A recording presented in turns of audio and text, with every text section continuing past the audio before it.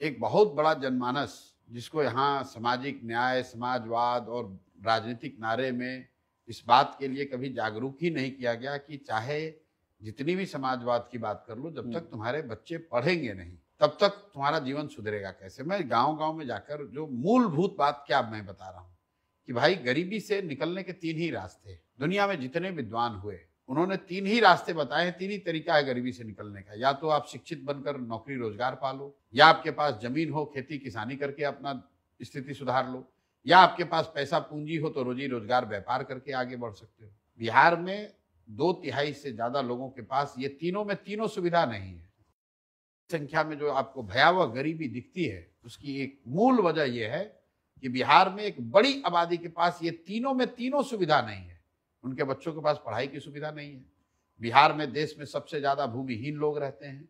यहाँ जो आंकड़े हैं सरकारी, ग्रामीण बिहार में 60% लोगों के पास एक धूर जमीन नहीं है। और यहाँ समाजवाद की राजनीति हो रही है पिछले 50 साल से। 60% लोगों के पास एक धूर जमीन है ही नहीं। 86% दलितों के पास 1 इंच जमीन नहीं है। वही हाल पूंजी का है।